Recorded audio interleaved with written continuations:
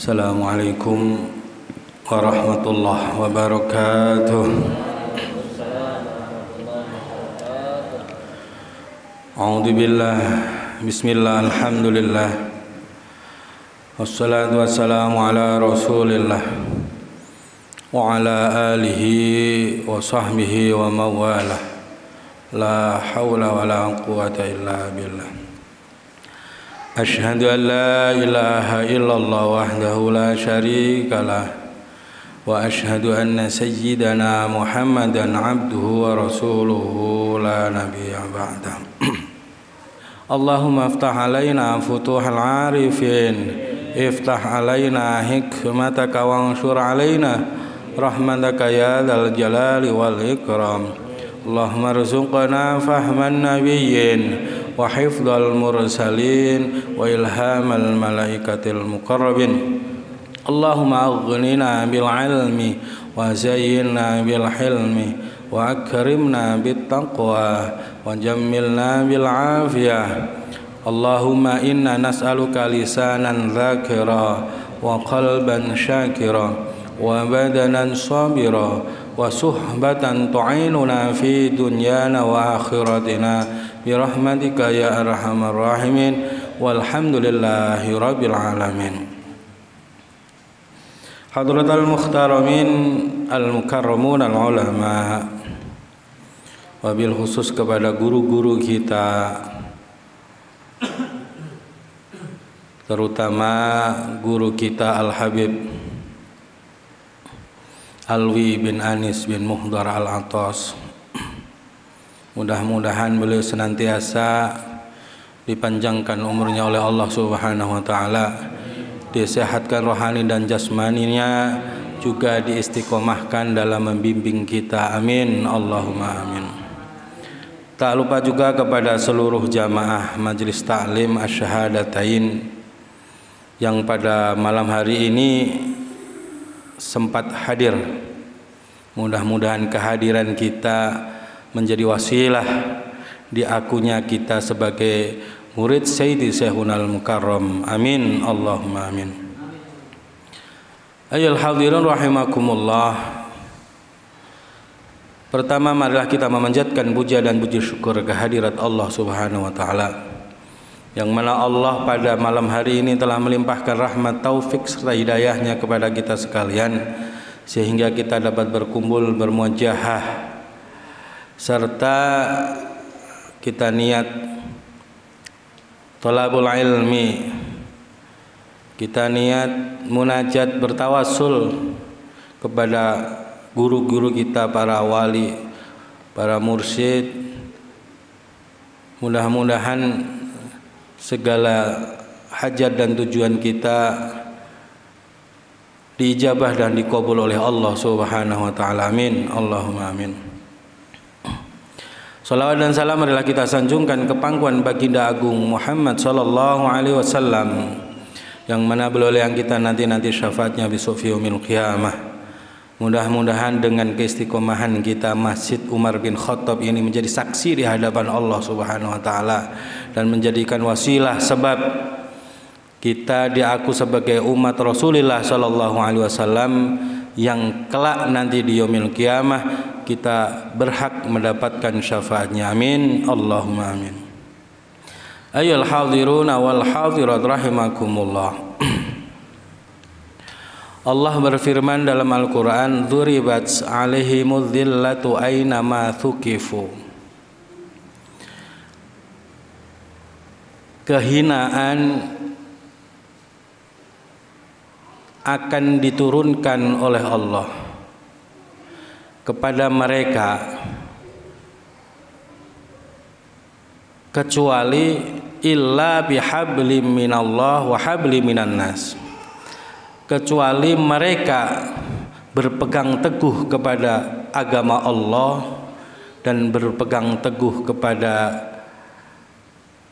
persatuan secara muamalah antara sesama manusia. Allah akan menghinakan kita, Allah akan memberikan ujian berbagai macam cobaan dan lain sebagainya. dimanapun kita berada, kecuali kita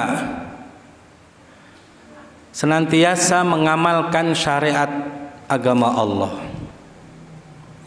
senantiasa kita menjaga kerukunan kita secara syar'i antar umat manusia. Artinya apa? Kalau kita senantiasa mengamalkan kehidupan, di dalam kehidupan kita segalanya hukum Allah yang kita praktekkan, syariat Allah yang kita jalankan, apalagi kita sebagai penganut thariqah asyhadatain, kita senantiasa mengamalkan tuntunan Sayyidi Syekhunal Mukarram, juga kita senantiasa menjaga kekompakan, kerukunan antar jamaah, antar manusia, yakin kita tidak akan dihinakan oleh Allah Subhanahu wa taala. Kita akan dimuliakan oleh Allah Subhanahu wa taala. Berbagai macam problema kita di dalam kehidupan akan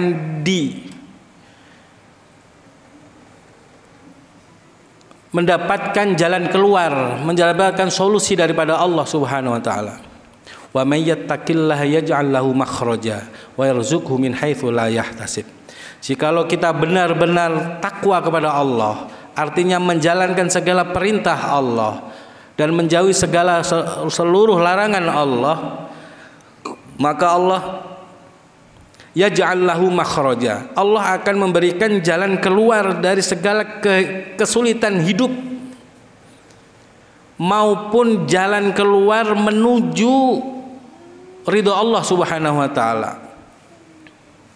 Jadi kalau kita menjalankan, benar-benar kita menjalankan tuntunan Sayyidi Syekhunal Mukarram dengan baik, maka Allah menjamin kehidupan kita akan dibimbing oleh Allah, tidak akan ada permasalahan-permasalahan dalam rumah tangga, baik masalah ekonomi, baik maupun masalah berbagai macam masalah rumah tangga. Yakin itu, karena kita punya mursyid, kita punya pembimbing yang isol, yang dekat taqarrub kepada Allah Subhanahu wa taala. Pertanyaannya, pasti di dalam benak kita sudah ikut thariqah, kita sudah baiat, kita sudah talqin di hadapan mursyid. Tapi kenapa kehidupan kita di dalam rumah tangga masih aja seperti ini? Bahkan permasalahan-permasalahan, berbagai macam masalah tidak terselesaikan, bahkan bertubi-tubi terus. Kita harus introspeksi diri.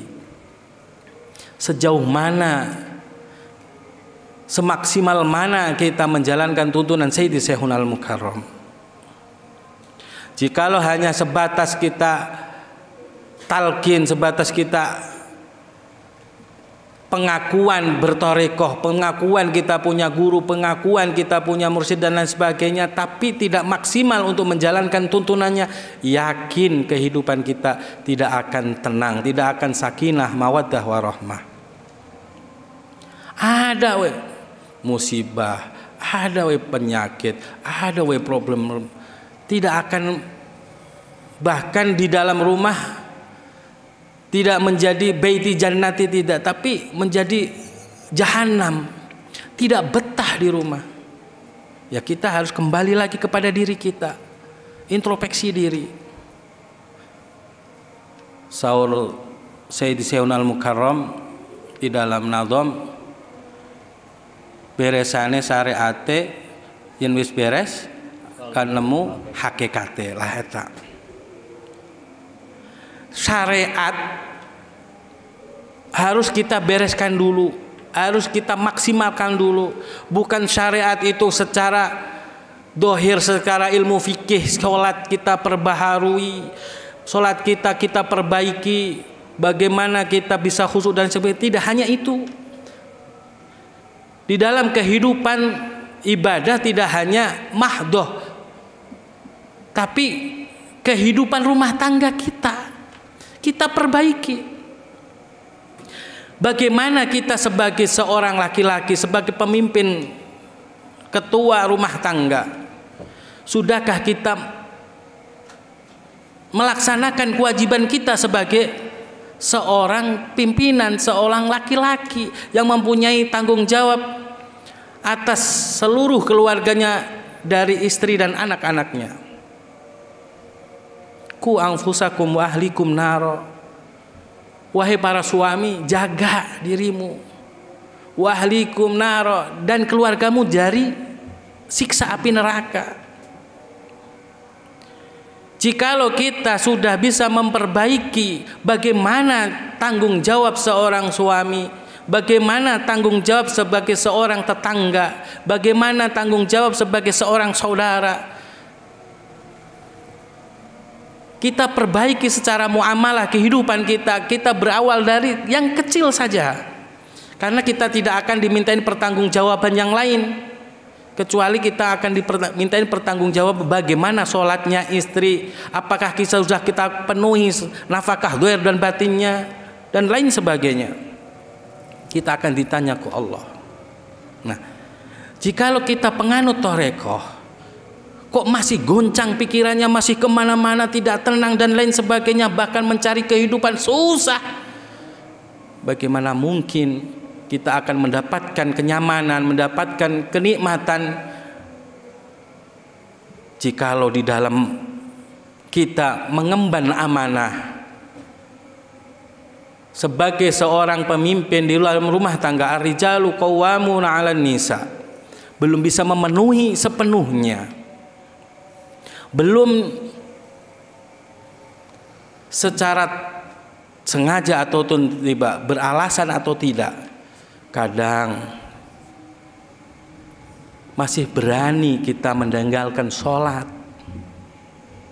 masih berani kita mengabaikan sholat. Sholat aja diabaikan, yang itu adalah kewajiban terhadap Sang Khalik kepada Allah, apalagi kewajiban terhadap sesama manusia, kepada istri dan lain sebagainya. Nah, ini pentingnya kita berthariqah. Jadi duribat alimu dhillatu aina ma sukifu illa bihablim minallah. Kita memegang, benar-benar menjalankan apa yang menjadi tuntunannya agama Allah.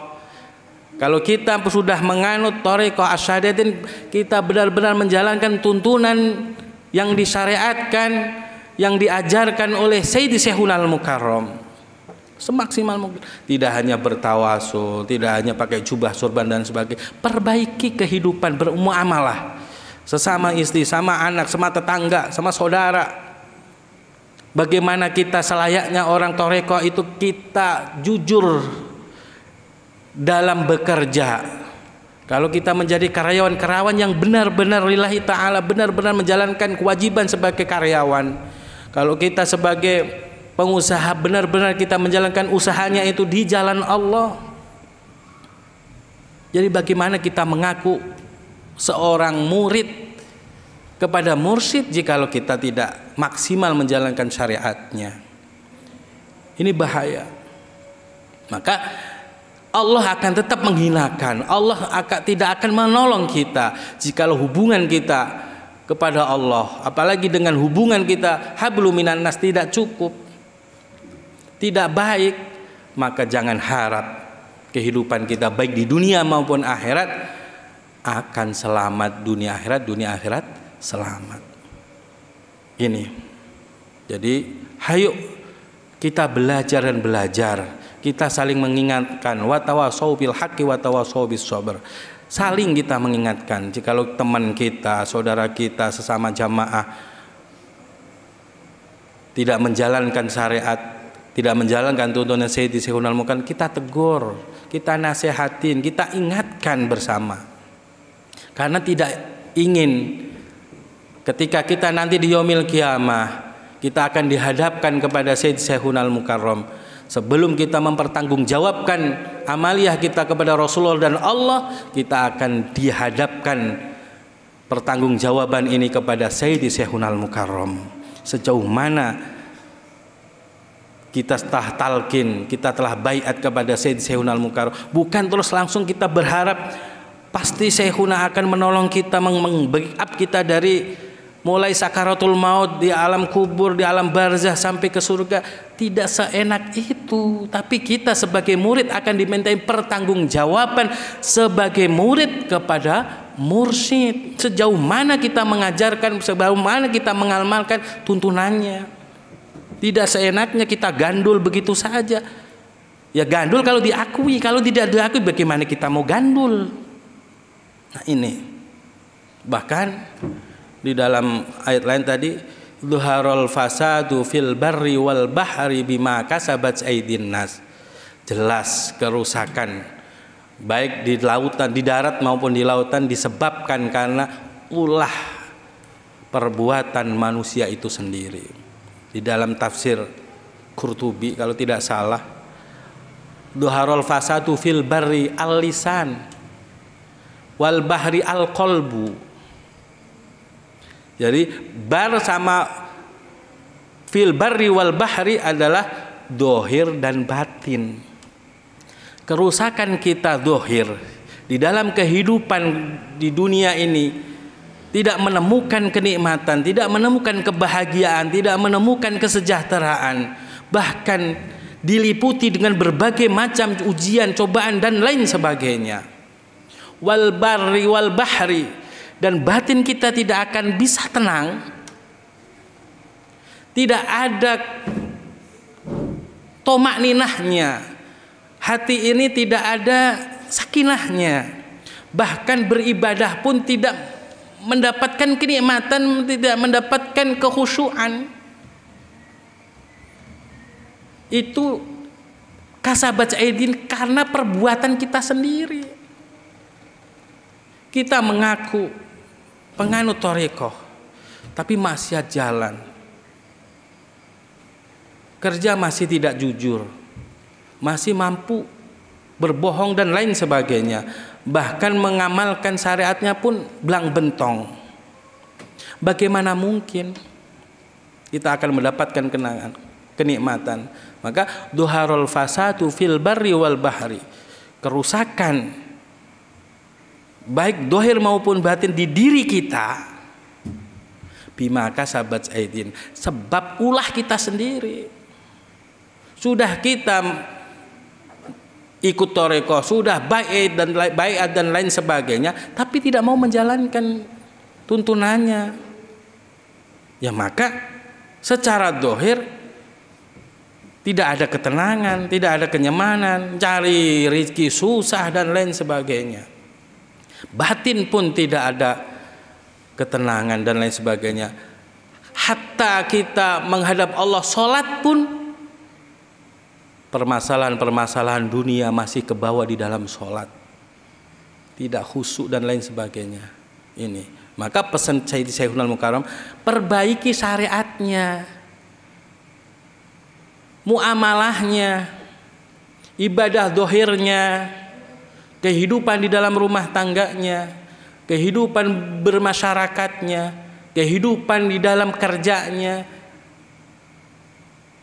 diperbaiki semuanya itu, maka akan ketemu hakikatnya. Nah, hakikat itulah adalah ketenangan kolbu, ketenangan ruh, usul kepada Allah, ma'rifat kepada Allah. Maka apapun yang diberikan Allah terasa nikmat.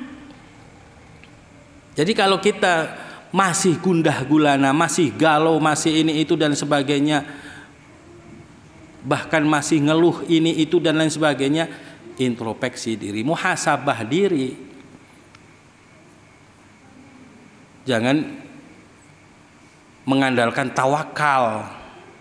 Belum tingkatannya kita bertawakal secara keseluruhan, secara kafah.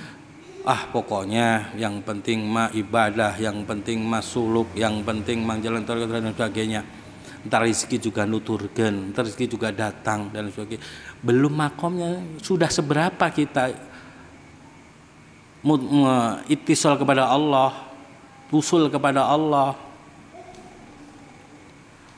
Maka kalau kita sudah sampai titel kekasih Allah.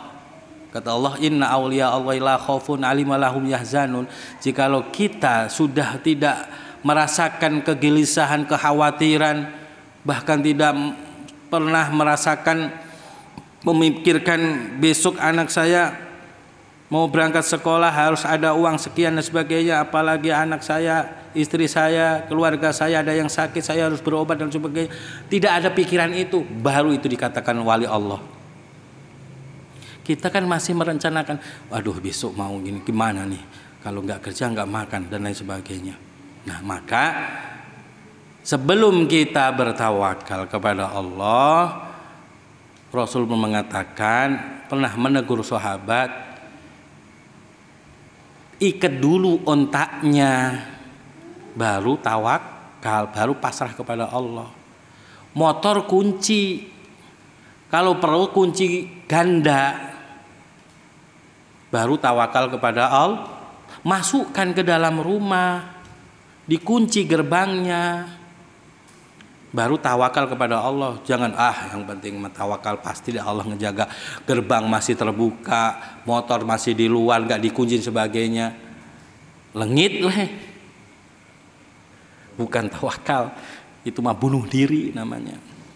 Jadi hayuk kita bareng-bareng kita perbaiki secara dohir kita, secara syariat kita, baru kita batin kita. Sholat kita benerin, duhur asar maghrib isaknya kita benerin, kita istiqomah awal waktu, baru duha tahajud.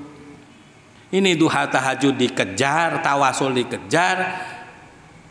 Kadang karena kesibukan kerja, lelaura boro-boro berangkat kerja pakai jubah sorban dibawa. Ini kadang sholatnya aja lapur. Banyak yang mengatakan